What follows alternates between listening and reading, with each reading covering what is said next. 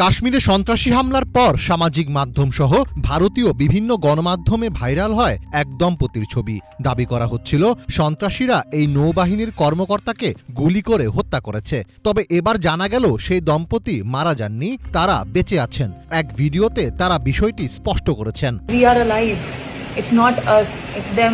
उनके बारे में सोचो जिनके साथ ये हुआ है, वो लोग कैसा फील करेंगे स्टेटिंग की।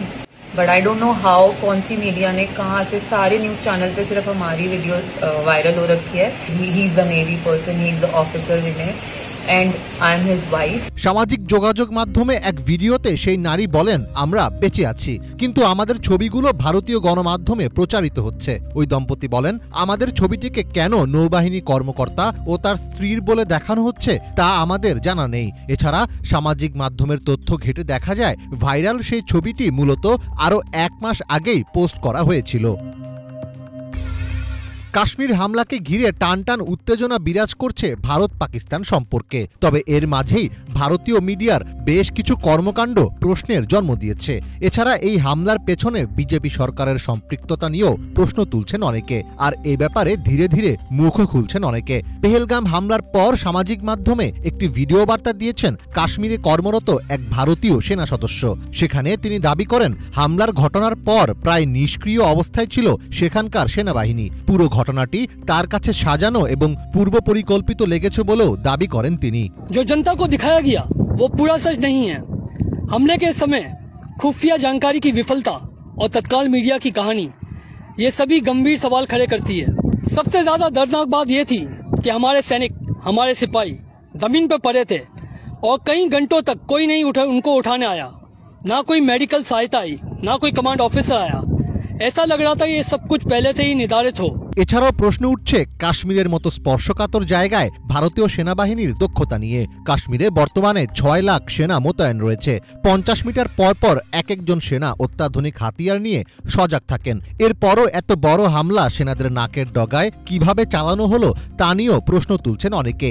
পশ্চিমবঙ্গের ডিজিটাল মিডিয়া ফেডারেশনের সভাপতি ও বং নিউজ লাইফের চিফ এডিটর দীপক ব্যাপারী এক ফেসবুক পোস্টে বলেন, হামলার সময়ে সেখানে কোনো সেনা থাকবে না এটা জঙ্গিরা জানলো কিভাবে? জঙ্গিরা সেখানে 1 ঘন্টা ধরে হত্যালীলা চালালো, পুলিশ কিংবা সেনা সেখানে পৌঁছাতে পারল না কেন?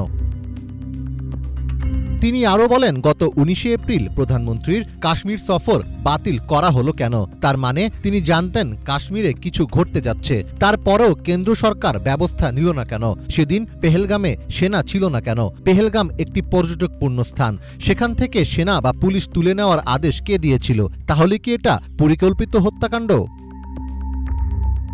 কাশ্মীর হামলাকে মোদির সরকারের ষড়যন্ত্র বলে আখ্যা দিয়েছেন আসাম রাজ্যের বিরোধী দল অল ইউনাইটেড ডেমোক্রেটিক ফ্রন্টের বিধায়ক আমিনুল ইসলাম। 2019 সালের ফেব্রুয়ারিতে পুলওয়ামায় কেন্দ্রীয় আধা সামরিক বাহিনীর গাড়িবহরে আত্মঘাতী বোমা বিস্ফোরণ ও গত মঙ্গলবার পেহেলগামে হামলা, এই দুটি ঘটনাকেই সরকারের ষড়যন্ত্র বলে দাবি করেন তিনি। যদিও এমন মন্তব্যের পর স্বাভাবিকভাবেই আমিনুল ইসলামকে গ্রেফতার করেছে পুলিশ।